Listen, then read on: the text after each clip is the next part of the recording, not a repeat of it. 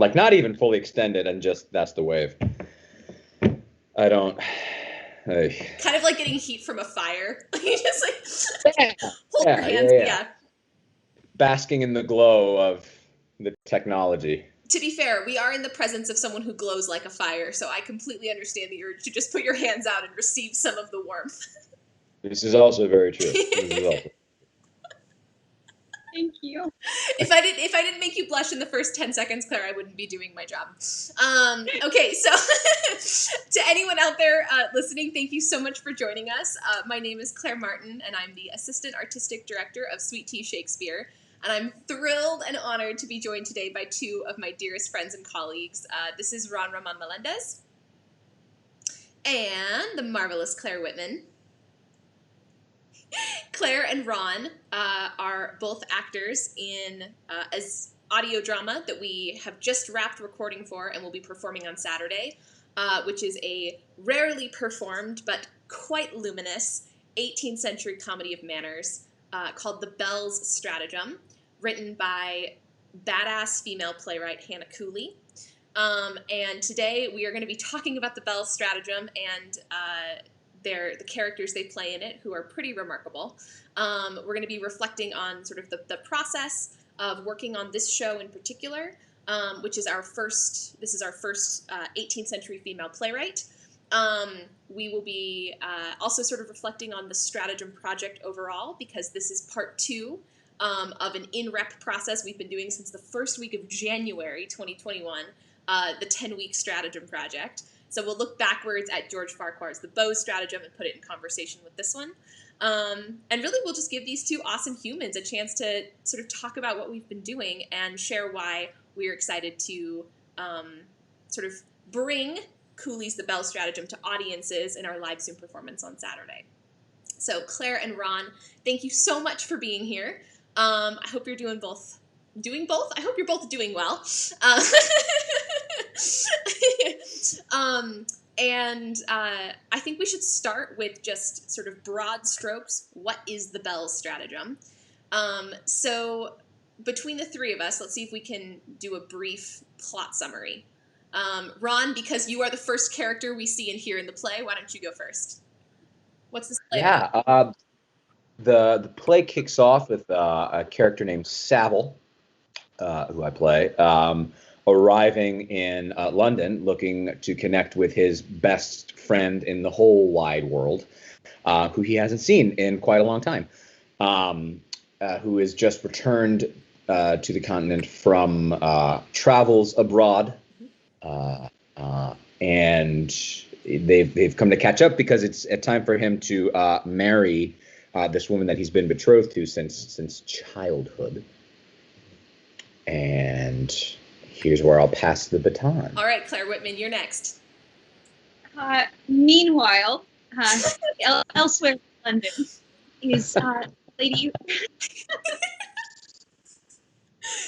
Meanwhile, elsewhere in London, Lady Frances Touchwood is a newly married young woman who has come from the deepest depths of the countryside in Shropshire and has never been to London and is very eager to sort of experience this brand new world. But her new husband has very particular ideas about how his wife should behave and how she should spend her time that come into something of a conflict with what Lady Frances, however, secretly wishes for herself. And sort of the most secret of her wishes, perhaps, relates to another character whom we have met already, Mr. Saville, whom she has been quite in love with, despite being sort of compelled into this marriage based on status and money. Right. Meanwhile, elsewhere in London, woo, scene change. The kind of feisty young debutante, Letitia Hardy, who I play, is extremely downcast because her first encounter with Doracourt, Saville's best friend, the man returned from the continent and the man to whom she has been engaged since she was a wee infant, was extremely unimpressed by her at their first meeting. She was daunted by his beauty and worldliness and charm and suavity, and got very shy, and unfortunately left him with entirely the wrong impression of her. And now he is extremely indifferent and kind of uninterested in the idea of trying to get to know this woman that he has to marry. And so in classic Rosalind form, she decides that she is going to lay an extremely convoluted stratagem to win his affections and make him fall desperately in love with her, so that this arranged marriage actually, at the end of the day, will not feel arranged, but rather a truly passionate love match. And with those kind of three, I would say, bowling pins in place, of Letitia sort of setting up her scheme to win Doracourt, to woo him, Lady Frances trapped in her marriage but excited to be in London and yearning for Savile, and Savile himself being in London and trying to decide to what extent he's going to reveal his presence to Lady Frances. We have sort of all of the makings of one big, sweeping, romantic, exciting story. So that is the Bell's stratagem, and that is how the three of us figure into it. And hilarity, romance ensue. Yes, hilarity and romance ensue, and a little bit of tragedy as well. A little bit, but like a happy kind of tragedy. So we will be talking in depth about Savile and Frances and what I say royal we to deflect blame, what I have done to the two of them and with them in this play. But first I want to hear the two of you talk about your characters. So Ron, let's start with you. Tell us about Savile.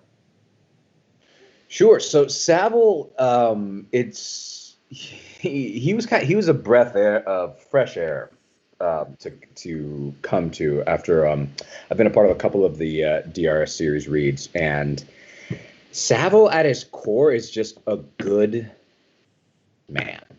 He's just a good person, and he loves earnestly, and his loyalties are true. He has a really strong moral compass, and his lot in life is to be a facilitator of others' happiness, and he kind of wouldn't have it any other way. Which is great after having played some other characters that are Resto or Resto adjacent that tend to be maybe half an evolutionary step above the stomach, but not a very large evolutionary step above that. Yep. And so, so that's in. What strikes me about him is that in a play where he could have every reason to turn himself into a formidable villain, he remains steadfast and true,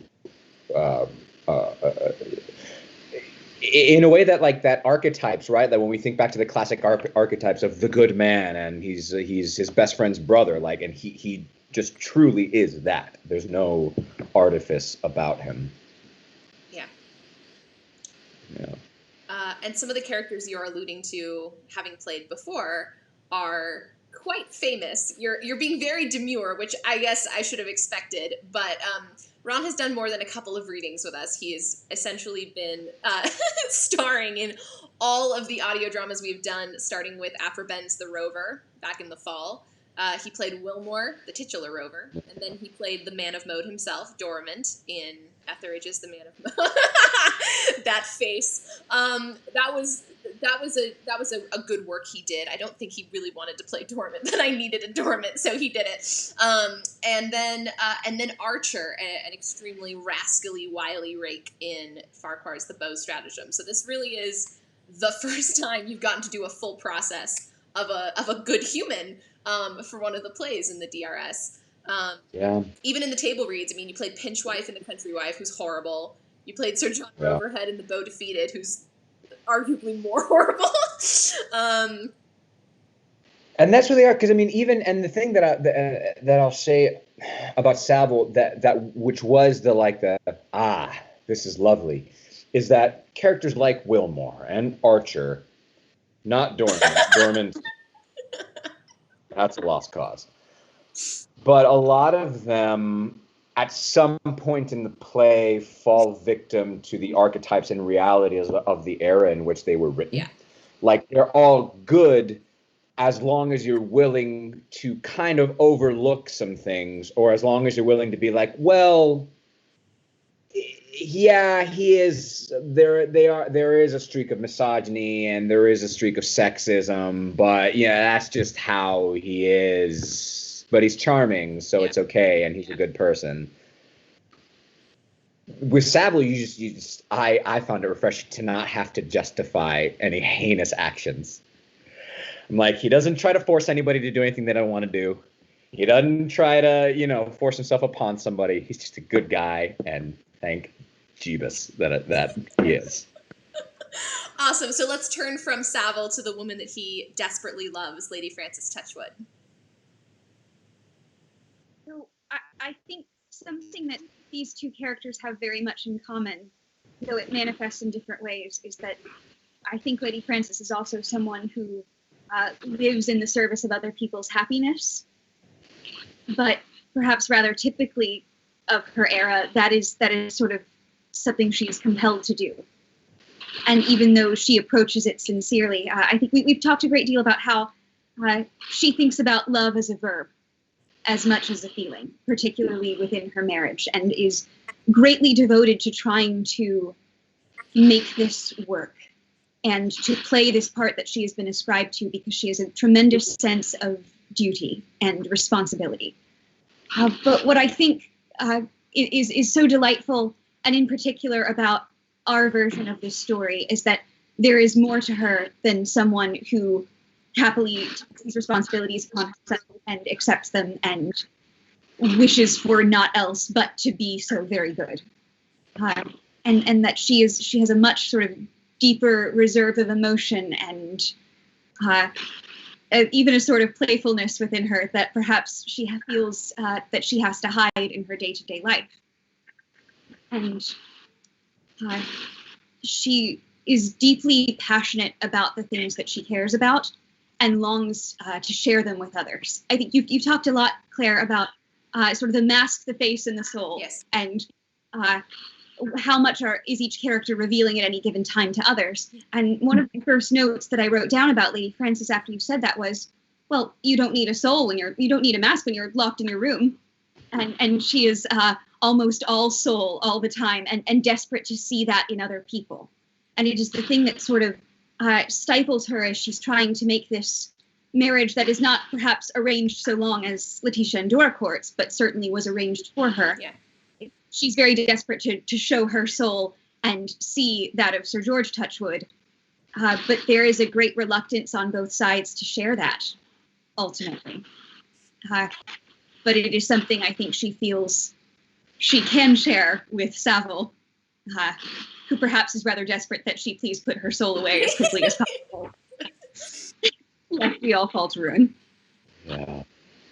Yeah, we pick up with Lady Frances only a few months after she's been married. She and Sir George Touchwood have been in the country, married for a few months, and he has now brought her to London for a short stint to present her to society, as you did back then. But he has not let her leave their London townhouse in the whole 9 days that they've been in town. So when we meet her in the play, she has been locked up like a bird in a cage because Sir George, her new husband, who is twice her age, is so in love with her, in quotation, so in love with her, that he doesn't want anyone else, especially no other man, to see her because of his outrageous jealousy. And he has basically, he's not only policing her sexuality, but her freedom as well. And it isn't until two quite marvelous, I call them fairy godmothers of London society, Mrs. Racket, who is Letitia's cousin and best friend, and her friend, Miss Ogle, step in. Two women come to Lady Frances's rescue and say, you know what, you deserve to see London, you deserve to have adventures, and we deserve to enjoy the pleasure of your company while you are here. And they whisk her away, and it is with their help that she is brought to a situation where she and Savile, for the first time in a year, collide. And you had mentioned, Claire, in our version, I think those were your words, in our version. So I would like to talk a little bit about our version of the Bell's stratagem, and in particular, our version of Savile and Francis, because I adapt all of the scripts in the DRS. I shorten them, first of all, because they're hella long, and there's only so much play that people want to listen to. But I also have been rewriting them ever since The Rover. When I started to get to know the actors that I'm working with, I began to actually go in and write new text and change text and work text towards the particular auras and ethoses of the actors that I was working with, which is more or less what the Restoration playwrights did in the late 17th century. They knew their actors, and they would write characters towards their particular talents and essences. And with Cooley's The Bell's Stratagem, I had a play at my doorstep, which I sincerely loved, because the A plot, for want of a better phrase, even though the plots are treated pretty much equally in terms of text, the A plot of Letitia Hardy running her great con, her stratagem, to first anti-woo Doracourt and then to woo him in disguise, and then to have an existential crisis about it.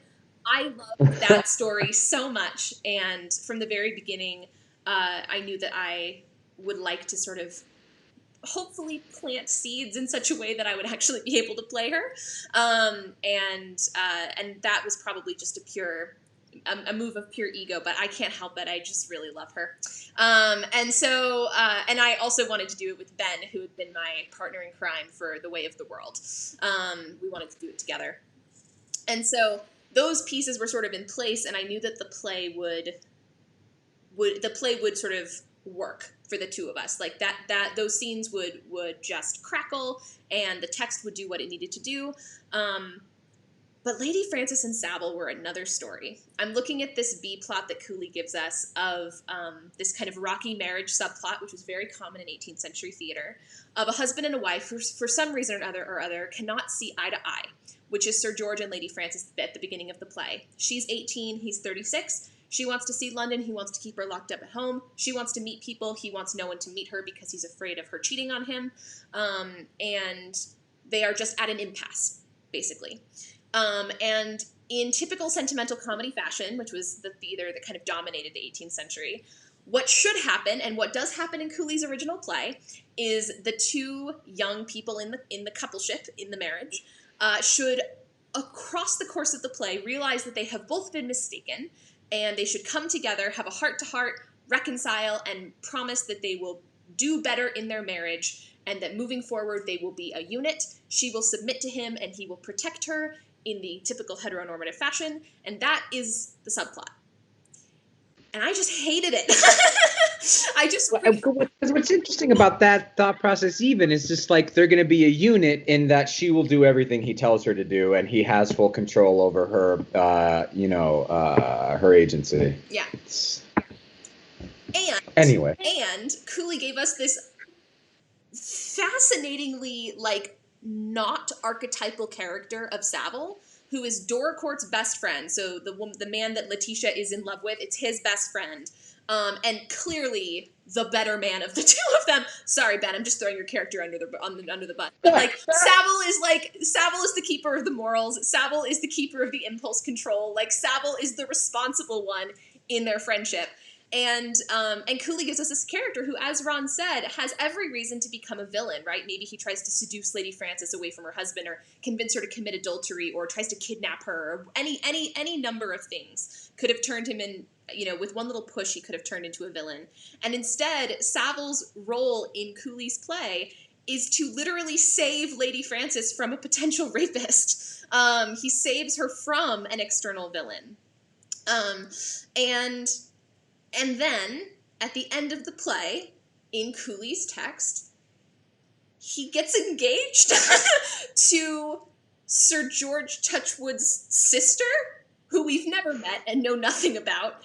And it's a reward, again in quotations. This woman, who we don't see, is a reward for Savile's having saved Lady Frances. So we're not even going to talk about the use of a woman as like a prize, but also the one thing we know about Savile's background, besides the fact that he's kind of low-born from the country, is that he's in love with Lady Frances. And the thing that I just could not wrap my head around as I was getting ready to direct this play was the thought of Savile pining for this woman, saving her, well, if not her life, at least her reputation, right? Saving her marriage. And then at the end of it, just conceding that, yeah, they're great together and I'm just going to marry her sister-in-law. And then you to hang around the married couple for the rest of his life. And so I was fortunate enough to have you two sign on very early. I think I recruited you both back in like early November. Like we hadn't even like launched, we hadn't even performed Rover yet when I asked you both to be Frances and Savile in Belle's Stratagem. And part of the reason I wanted to lock you in so early, both of you, because you are actors that I deeply admire and respect and kind of am in awe of. But I also knew that you would both bring a lot of heart to your roles. And I knew that I wanted to rewrite them. And so what I did is I went in and just wrote a bunch of new scenes and new text featuring Savile and Frances. So the scenes in which they appear, they have more text. They have text to each other. And then I added in one French scene that is completely non-existent in Cooley's play, which is the one time they are alone on stage together. And in the space of 10 lines, the whole tragedy of their not quite a love story is kind of brought to the surface. And the play, instead of the play being about Sir George and Lady Frances finding their way to a mutual understanding, which would be a mutual understanding of, yes, this toxic and abusive and emotionally restrictive marriage is a good thing that we should work on forever. Instead, I wanted to tell the story of a young woman, another kind of heroine, who has been trapped against her will and against her desire to a man who does abuse her, but that doesn't stop her from loving the man that she always wanted. And for him, the play becomes about doing everything he can to protect her and respect and honor her, and then ultimately at the end of the play, do the one thing that will, sort of fully rip the Band-Aid off, which is take himself out of the equation and leave the country, so that she does not have to suffer the pain of having to see him all of the time. And so that she is without the temptation of perhaps spoiling her vows. And so, and for himself as well. And yeah, totally. And so I rewrote Savile and Frances in a really drastic way. To anyone who knows the original, that play is about Sir George and Lady Frances coming together, and this play is very much about Lady Frances and Savile realizing that the feelings they've had are as strong as ever and will never go away, and they have to find a way of reconciling themselves to those feelings and to each other in a society and a system that will not allow them to act on those feelings without a tremendous cost. And because I saw Sir George and Lady Frances's relationship as abusive, as toxic and controlling, it was very important to me not to tell a story in which we are rooting for them to just make it work and figure things out. Because that, I don't think, is a story that women need in the 21st century world, or even back then. But Cooley was severely limited in what she could and could not put on stage. Adultery was not something that you allowed, even emotional adultery, was not something you allowed your other heroine to dally in, unless you wanted her to become a villain. And so, in my version, I was like, well, luckily we've passed that. And I'm not interested in telling a story where the man who abused his wife gets off the hook, and at the end of the play, they get to just go be happy together. I'm much more interested in a story about what does the institution of marriage cost women, and what does marriage devoid of love mean? How is marriage kind of an evil or entrapping institution, and also how does it sort of perpetuate traditions and patterns of toxicity and abuse and patriarchy. So that is how we've sort of rewritten it. So all of which is to say, what has it been like for the two of you in sort of this version of the script, working together and working on like this version of their story? Claire. Thank you. Well, I find myself quite often in these roles that seem written for sort of a young demure woman who is generally attached to some sort of very strong male figure. And it's lovely then to find myself possessed of not just a blank to fill in, but a blank that someone else has also taken an interest in. And that's what kind of you've given me in this instance, is sort of a partner in that. Rather than fighting the text, I get to work with it to create a more comprehensive picture of who she is. And I think it's one of the loveliest things that I think we're able to do is perhaps push back against what may have been the original sort of reception of this piece, in which we have a very good girl in Lady Frances who does good girl things like say, I'm so sorry I left the house and I'll do better next time, versus a sort of a bad girl in Letitia who puts on masks and pretends to be mad and sort of has all these sort of rollicking scenes as opposed to the very quiet scenes of Lady Frances. And I think one of the loveliest things about the way that this production and this adaptation works is that we see moments when each of them takes on the trait we might stereotypically ascribe to the other. Yep. We see Letitia in great moments of emotional vulnerability and of being shy and being fearful. And that's something that you've taken directly from the original text. Of the notion is that she was cowed in the instance of meeting this person. She did not lead perhaps with herself. And then we see in Lady Frances, I think particularly in this new French scene that you have written, that there is an undercurrent of desire or sexuality or a willingness to break all of the rules in order to have any sort of scrap of the happiness that she might hope for. We see them take on traits we might stereotypically ascribe to each other. And I think that offers a much more complete picture of women. And I think it's such a misconception that 18th century women were all able to be put in a box, or even that their own society put them all in a box. Because there were women working in trades, there were women working as actresses and playwrights, and women with different ideas about what it meant to be a woman. Yeah. And I think it is one of the loveliest services that you can do, not only for the original piece, but just sort of for us looking back on the history of the 18th century and of women in that time period, to make sure that the picture is always complete and that no one in this play of any gender can be put into one little box. In fact, every time they fight against it. Yeah.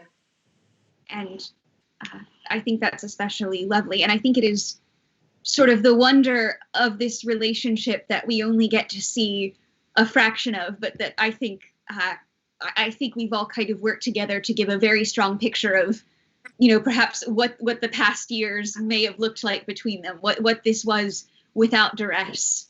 Every so often, the light of that shines through.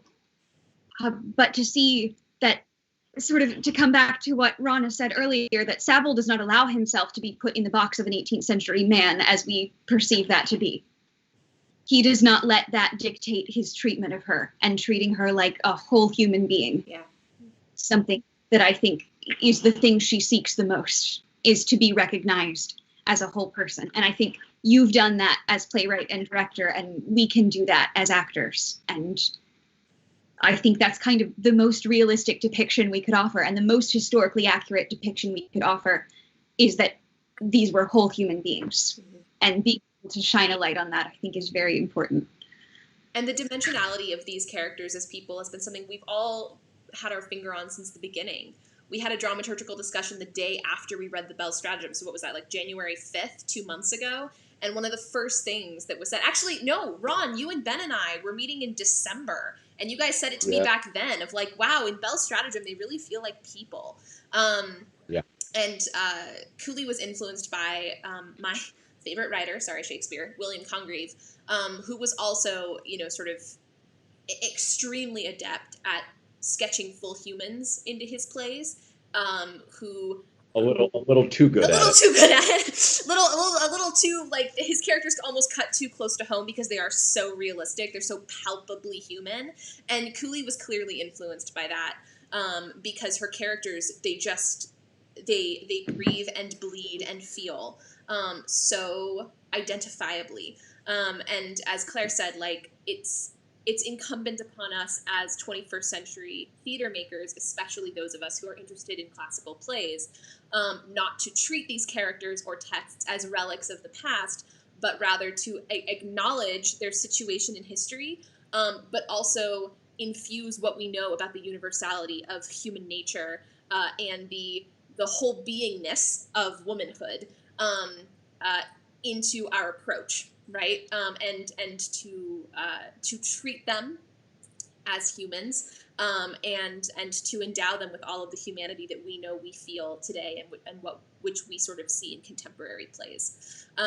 This also might be a good time to mention that Claire works for Colonial Williamsburg and is our resident 18th century genius in the Stratagem Project. She knows way more than I do, and is also a playwright, and so it has been the greatest joy and treasure to have her presence in the room, because she has an awareness of this era and an insight into the lives of women in particular from this era that goes so far beyond anything the rest of us could hope to conjure. And she knows her women writers. So, Ron, what has it been like for you doing sort of this relationship? Mm-hmm. I mean, what I think is so brilliant about the rewrites that have gone on, right? Because I mean, any production that you do, I mean, it's kind of your duty to ask yourself, well, why this play? Why perform it? Yeah. I feel like that's always a question that gets thrown by the wayside, because it's like, well, why do it? Well, you can justify any reason for doing the play. I mean, it's written, so just do the play. But especially these plays, they deal with social issues that we tell ourselves we have gotten so far beyond. But when you actually look at them at their brass tacks, we're a lot closer to that archaic thinking than we would probably like to comfortably admit that we as a global society are. Yeah. And so the thing about performing Belle's as you have rewritten it is that it's not that I don't think that Cooley couldn't have written the play the way that you have envisioned it now with our modern sensibilities. It's that I think that she had an awareness of the fact that kind of how Congreve wrote too close to home, and that got him in hot water. Yeah. At the same time, I feel like she probably knew that there are certain boundaries that she can push, and there are certain boundaries that she can't. Yeah. And ultimately, a playwright wants their work done. So had this play existed the way it does now back then, we probably wouldn't know about this play, because people would go, that's stupid, and it would be vanished from existence. So, and I think a lot of that has to do with, we actually have, not to say that we're still Neanderthalic in our thinking, though in a great many ways we are, there are certain things that were just okay back then, that they're like, yeah, that's how the world works. She is a piece of property, and if a man needs to resolve their issue, then clearly, yes, Sir George can give his sister. Who cares what Sir George's sister thinks, because Sir George has the say over what she does with her life. And no amount of understanding that, oh, that's how it was back then, won't make that just feel gross. Mm-hmm. And I think that would ultimately distract from the actual potential and the beauty that's in there and the relationships that are possible. So what I think you've very geniusly done is you've extracted the social norms that are outdated from that era, and you've kept the core of the play, the heart of the play, intact. And in removing that little puzzle piece, you found yourself with a void of, okay, well, what should I fill that with? Mm-hmm. what you've done is you have allowed these characters then to exist still wholly in the world that they are in. They're not 21st century lovers stuck in the 18th century, but you have allowed them to you have added in that third dimension that I'm willing to bet Cooley would have wanted to write. Yeah. But didn't for whatever reason, be it that she decided not to, or that she felt like she couldn't, or maybe it was a dimension that hadn't even crossed her mind because society just wasn't there yet. Yeah. Who knows? And so the result then is this, which I'm very grateful for, is this really lovely subplot and examination in what it means to value another human being more than yourself. Yeah. To value the well-being of others. Yeah.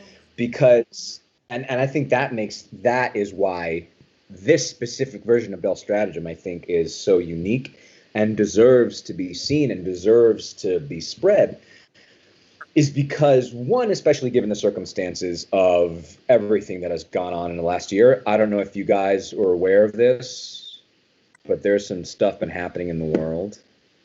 I'm kidding. I know we all know. But everything is heavy. It's just heavy. It just is. And a lot of new plays that have been developing. I've been a part of a couple other reads, and rightly so. Like humans, we're dealing with stuff that we don't know how to deal with. So it's nice to hit a play where it's just like, right, human beings are capable of making it through some intense stuff, awful, soul-wrenching, dark stuff. But human beings are also capable of putting the well-being of others first. Yeah. Of having that compassion to look outside themselves. And all of that potential exists in the Bell Stratagem. And I think that what you've done is you've highlighted it in a very beautiful way and still maintained the soul of the play itself with the relationship between Doracourt and Letty.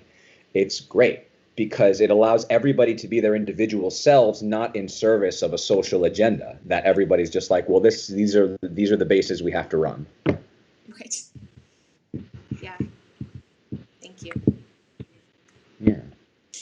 Rant concluded. This one is really special. This one is going to be hard to say goodbye to. I don't know how you two are feeling, but I think I'm going to be a mess on Saturday night. I like this play, and particularly the fact that like our group of 16, we have been working together hundreds of hours, but the 16 of us have been working since early January. We did Farquhar's The Beaux Stratagem in rep with this one, the Bell Stratagem, to make up the Stratagem project. So it has just been the 16 of us, and saying goodbye to all y'all and knowing that I'm not going to be seeing you multiple times a week for several hours is like, it makes my heart hurt because it feels like there's real community and camaraderie and, dare I say, family bonds here. And I think for you and Ben, like you've been playing best friend bros for me for so long. I was literally just thinking, and I was going to say, and this is a weird reality of Zoom that I'm sure everybody else, like a bunch of other folks, must understand this experience, but it's like, I have never met him. I have never seen him in actual physical form. Yep. For all I know, this is the Matrix, and Ben is a construct that exists on the Zoom platform. Ben, confirm or deny? Are you an avatar? But that's exactly what the construct would want me to think. Anyway, and yet, I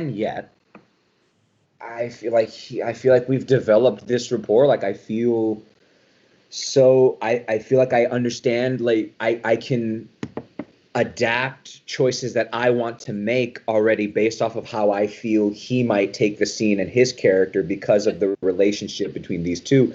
And it's mind-boggling, right? Like it's bizarre to have that happen in such a D setting. I mean, and likewise, this was the largest role that I've. I mean, we were part of War and Peace together, Claire, and you know,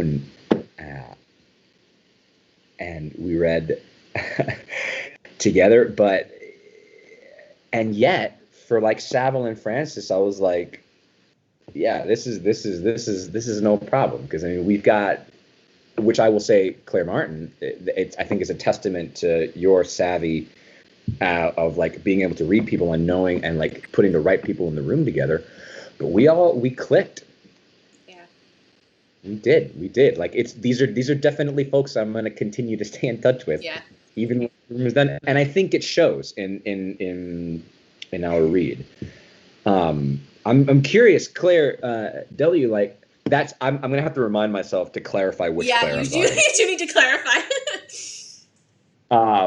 But I'm curious as to like how, right? Because I mean we had never really read anything together, and then all of a sudden it's like, okay, so what are your deep, honest, earnest thoughts about how soul wrenching these characters are? Hi, hello, we've never met. Yeah. Well, this kind of felt like a double layer of intimidation for me, because this is my first Zoom show. The stratagem shows were the first time that I'd done anything on Zoom. I guess the first read of War and Peace, we didn't even have our cameras on. Nope, we sure didn't. Focusing on text, and I was deeply concerned that I just felt like I had not quite any idea what I was getting into. But as it turns out, listening is listening, and good acting is good acting. And to have someone who is as extraordinary a listener as Ron to play opposite of, and to be able to feel an honesty even through a screen, it's almost as if that isn't even there. Yeah. And that you can still find a way to find eye contact, to pick up on small physical cues, to pick up on small vocal cues. And it's just, everyone is learning a new style in adapting to this. And you've made it so incredibly easy, both of you, to figure it out. And it does. I think it does come down to listening and to being really ready to respond, and never too married to whatever choice you came in with, even if you come in with a million ideas. Sometimes something just sparks in the moment, and to be as prepared as possible to let that happen in the exact same way that you would in a live rehearsal room. Yeah. I have certainly felt that with, I mean, so many of you as a director, but also as an actor. I mean, that was one of the strangest things. So going all the way back to The Way of the World, which we rehearsed and recorded in a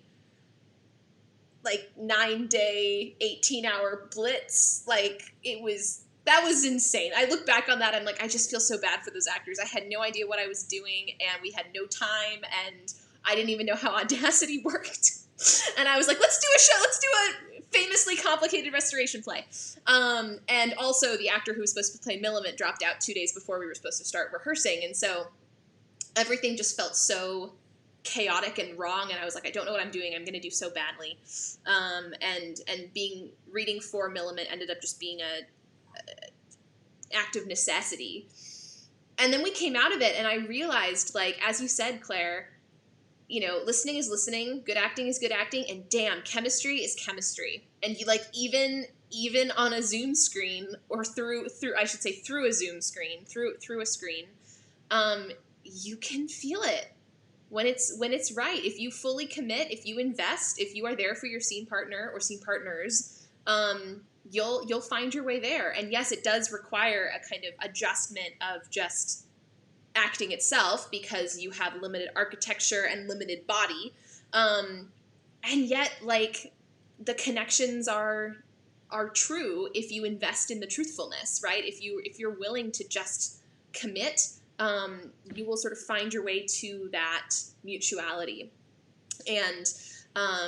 And I have certainly experienced that between the two of you. It's been, I got an email from Simon, who's playing Letty's dad, my dad, Hardy. I got an email from him when he was sending me his Audacity files from, I think, recording 1. And he was like, Claire and Ron had me in tears again tonight. And I was like, tell me about it. Because you two are so beautiful together.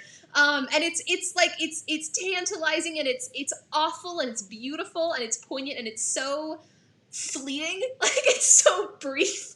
These moments they have are they're like ephemeral and gorgeous. And yet we can feel it, right? Like this, this actor Simon, who's never seen either of you in person, is like weeping at his laptop because of what you're making him feel. And obviously you have that chemistry with Ben, Ron. You've had it since you played Belleville and Wilmore for me in Rover. And now, you got to share it in the BELLE'S Stratagem as the famed Aimwell and Archer. And now you get to indulge in it with Savile and Doricourt, whose friendship is exquisite. Yeah, it's cool. I mean, there you go. I mean, reasons to watch this BELLE'S Stratagem. See Ben play Doricourt because he's fantastic. Yeah, he is. Watch Sarah as Mrs. Racket. She's hilarious. I mean, that's the thing. Everybody is crushing their characters. Like, it's great. I mean, I don't want to overhype it, because then I don't want people to go like, all right, well, I'm expecting to see, some Hollywood level stuff. I mean, but it is great. It's unique. I know that within the process, it's the play has kind of opened itself up to us. Yeah. Is how I've been feeling. It's like I didn't feel like I needed to crack it. It just kind of went, oh, here you go. Mm-hmm. And there's something, I don't know about the two of you, but I feel like there's something deeply playful about this one in the way that we as actors have been able to play. Like the French scene that you two have, the Savile Francis scene, which is their one time alone on stage. Similarly to when Ben and I do Letty and Doricourt at the Masquerade, it has never been the same way twice. Like we have certain moments we want to lift up. We have certain ideas in those scenes. For Letty, it's telling Doricourt, like, I am actually not just the property of my father, and I want a marriage where I'm treated as an equal. And then for Savile and Francis, it's like, underneath everything else, I care about you so freaking much. I love you so deeply. So there are ideas that we have to make sure are clear, right? But the actual deliveries and like the rhythm and the moments of eye contact, the moments of connection, the moments of quickness versus the moments of real lingering emotionality, that kind of varies like night to night. Like, I never know exactly what's going to happen as an actor, and I certainly don't know what's going to happen for you two. And that's something I've really loved about this piece is how dynamic and elastic it seems to be in these romantic relationships. Claire, you look like you're on the verge of something. Oh, I think it's an incredible balancing act that you've done with the script to allow for that, to be both incredibly precise and specific in the words you have chosen, and also to leave us room to discover something new every time. And it would have been so easy to make this tragic. Yeah. Unrelentingly so. Yeah. And yet it all begins with laughter. And whether it ends with laughter or it ends with tears or it ends in a veil of emotionless, it's going to not throw your heart across the room. It is the balancing act of something that is, tightly written and very specific and very clear, and also leaves us room for interpretation. And so thank you for that gift. Oh my gosh. I mean, you're welcome. Thank you for saying yes to these characters and endowing them with so much beauty and humanity. Like, it lies at your feet, both of you. I'm so grateful for both of you. Ron, I mean, I'm just grateful for your entire existence, friend. I have probably spent more hours with you on Zoom than I have spent with any other person in any platform since the pandemic started. We've weathered many technological issues together. We've gone all over the place. We've gone to Italy, and we're going back to Italy for Venice Preserved. but it's been a joy, and I hope it will resonate with audiences. It has certainly resonated with me, and I think with the two of you, and I think it's resonated with this cast. It's a really,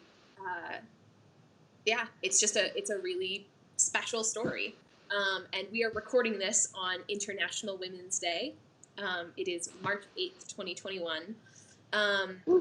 And I have to tell you both, like, when I started rewriting this script and when I started punching up Frances and Savile as characters, adding more text for them and illuminating their love story, I certainly didn't know that by the time we would get to this point of being 5 days away from performance, that the play would feel as important a story as it feels to me. And it's not just because of the love and connection. It's because this is a play written by a woman about two very different women, as Claire said, what we might, in other circumstances, squash into the good girl, which is Lady Frances, and the bad girl, which is Letitia. But rather, this is a story about two teenage heroines who could not be more different, and yet are both worthy of love, worthy of, triumph, worthy of agency, and complex and flawed and important and interesting, and the men who fall for them because of what they are, not because of what they project, and not because of what they know about their status or rank or any of the other stupid, boxes that society asks women to tick, but because of their souls. And despite the fact that Doracourt is a very cavalier, kind of libertine figure who oozes charisma, but doesn't necessarily have Savile's moral code. By the end of the play, he ends up having the lines that are, to me, the salvation of the piece, and the salvation of just romance in general, which is when his love finally reveals herself. She says, "Well, who do you want me to be? I've tried to be everything, and I don't know which facet of me you fell in love with, or which persona you are attracted to. So who am I going to be be a good wife to you?" And he says, "You shall be nothing but yourself." And can I? So okay. So I geek out about that line every time Ben says it. I watch him geek out about that line every time he says it. It's fantastic, because I think that it's so okay. So actually, I've got to ask, because I don't know, is that an original Cooley line, or is that an original Claire line? That's Cooley. That's Cooley. Okay, amazing. That just doubles down. Yeah.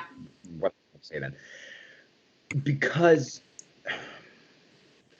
Right, it reminds me of I was alluding to this earlier, of wishing she could write the play that she wants to write, but still being stuck in this world that is ultimately, at the end of the day, dominated by this utterly misogynist mentality.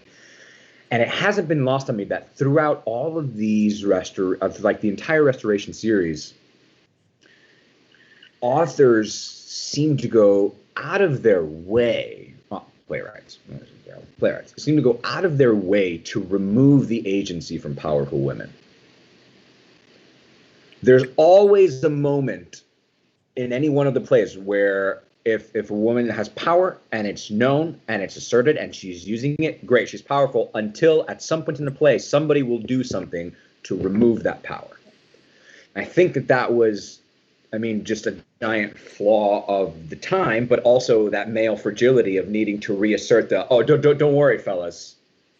We know that you're the ones who are mostly populating, and you're in charge of the money that comes to the place. So don't worry, fellas. I got you. We're all the buddies down at the bar, burping in each other's faces and eating grits and talking about football. Yes, word for word. And so. In daring to just take that away and allow the women to have the power that they naturally have, it's not lost on me that this feels like the most human play, that this feels people, because every character is allowed to be a full person. Yeah. to whatever their reality is, which is what I think is the beauty in that. Man and woman alike, and it doesn't apologize for it. Yeah. And that is why I couldn't do Cooley's original, because it doesn't do Lady Frances that service. It shuns her back into the box of everything is fixed, and now she will be a good, domestic, obedient, subservient, quiet wife forever, because that is what she's naturally good at, and as Savile says, she will be an example to other women of London of how to do that. Which, that's not why he loves her in ours. No. He loves her for the wings that Sir George has tied down. And it was very cathartic in the middle of this play, which has some serious melancholy. I keep saying melancholy because that's my phrase, but melancholy kind of threaded through it. That's how I describe The Way of the World and Bell's Stratagem. They're melanchomedies. Honey. Yeah, but there's melancholy in this play for Savile and Frances. And so it was lovely in the middle of all of this, if I can just, be totally narcissistic and plug a private project for a second. The two of you played Nikolai and Maria for me, one of the main couples of War and Peace, which is a two-part stage adaptation that I wrote in the first week and a half of quarantine a year ago. And it was fun because Nikolai and Maria end up together.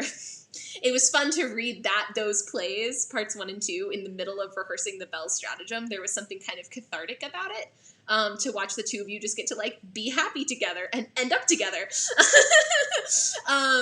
But I think it also speaks to the fact that the two of you have such beautiful, I'm not going to say organic chemistry, because that's a thing you study in school, but you have good natural chemistry.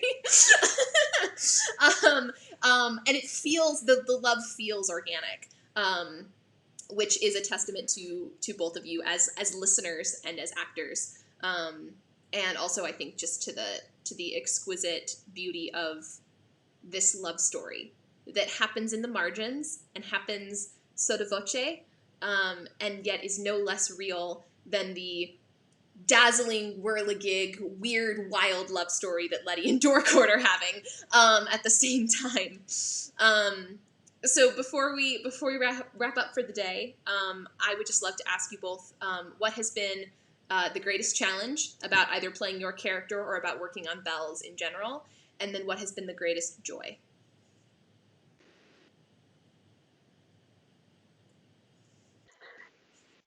You first. Okay.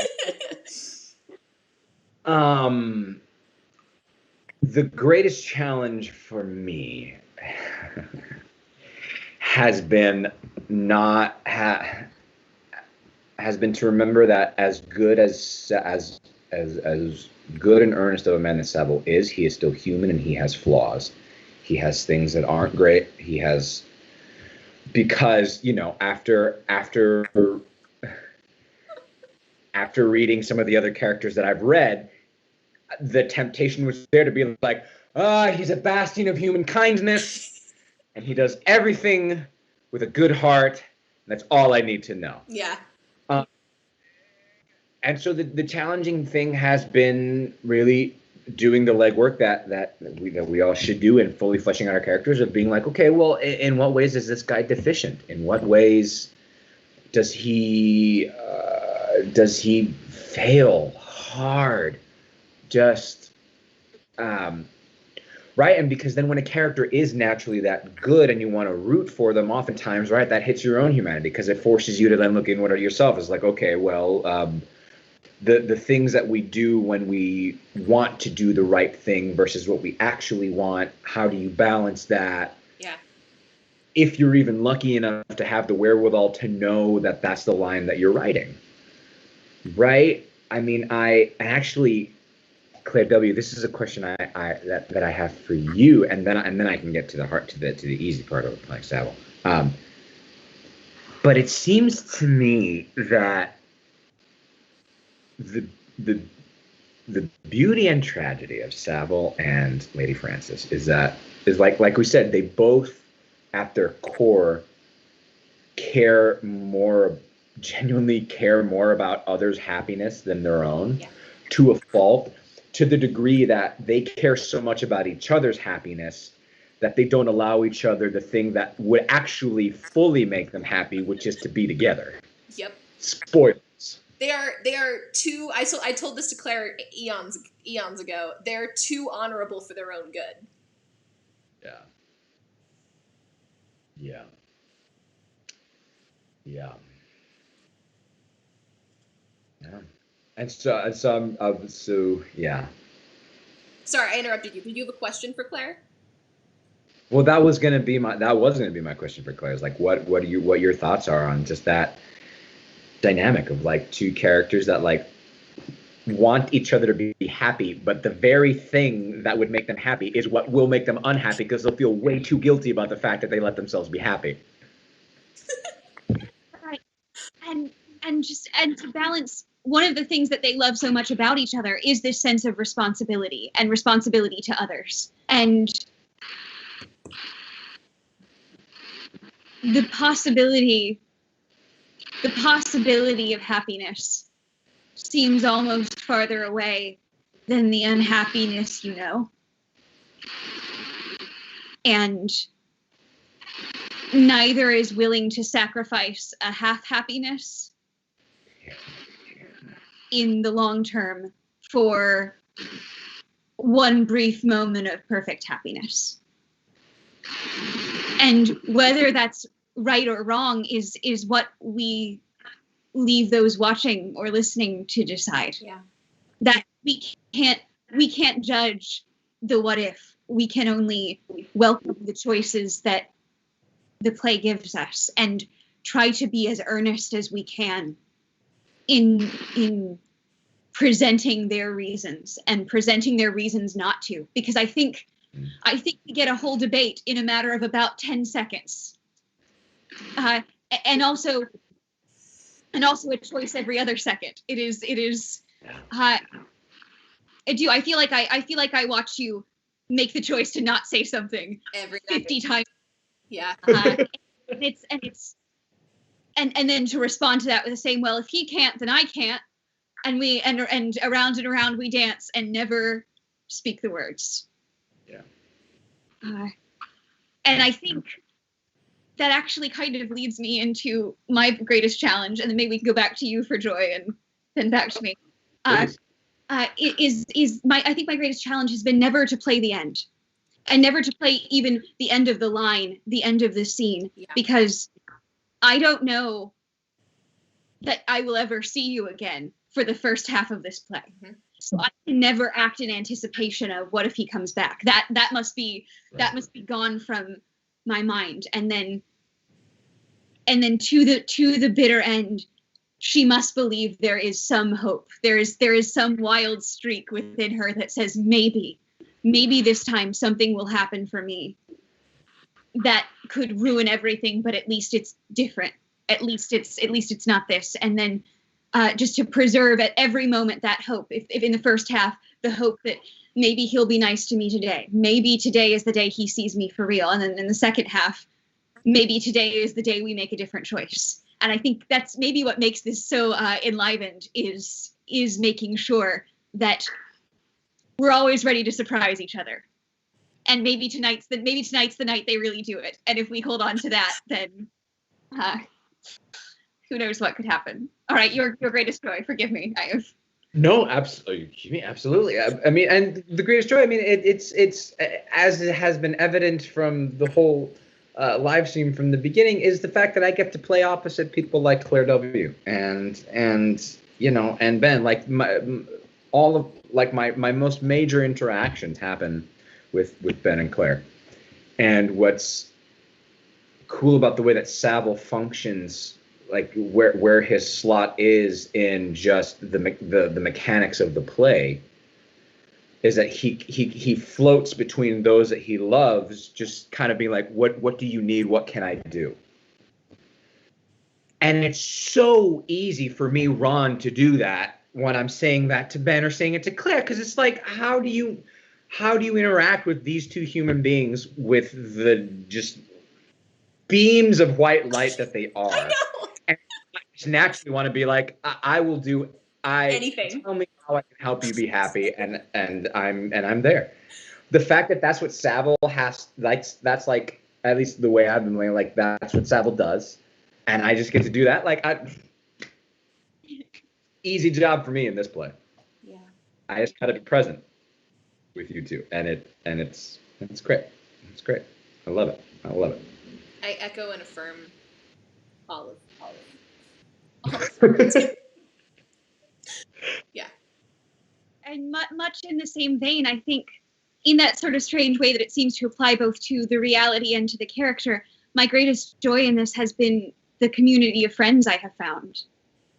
And it is just as these characters uplift Lady Frances and respect her personhood and respect her wishes even when they can't give her everything she wants. I feel like this community of friends that I have found through this uplifts me, and it's a joy every night to join you all on the screen and to see these faces of people that I've never met but already feel so close to, and I just wait, I will rejoice to meet you, as is Lady Frances's customary greeting whenever that day may come. Yeah. Wonderful. Well, that is all I have. Thank you both so much for joining me today. It was such a pleasure talking with you both. Anyone out there who joined us, thank you for listening. If you are interested, I could not more highly recommend rolling up on Saturday, March 13th, this coming Saturday at 7:30 p.m. Eastern. Come see the Bell's Stratagem. See these two wonder workers do their thing. They will make you believe in love. Yeah, even the cynics amongst you. And I'm talking to you, Emily Garrison.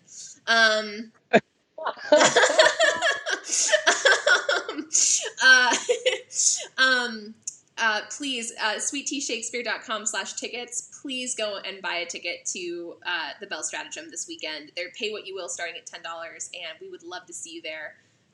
It's a really special story, and it is a story that centers and empowers women. And so on this, our International Women's Day, I say to both of you, thank you for helping tell this story, for lending your beautiful voices and artistry to this story. Claire, thank you for saying yes to this wild stratagem project when you had never done a Zoom performance before. The fact that your introduction to Zoom theater was a 10-week, 2-show process just shows what a badass, brave heroine you really are in real life. And Ron, thank you for every day, every 60 seconds that we've spent together on this godforsaken platform, telling Resto and Resto adjacent stories. Like, it's just been the joy of my life working with you, man. That's a good time. It's been a lot of fun. It's been so much fun. It's been so much fun. Thank you so much, Claire. And thank I will see you both on Thursday for pickup, and everyone else out there, we hope you have a wonderful day. Bye.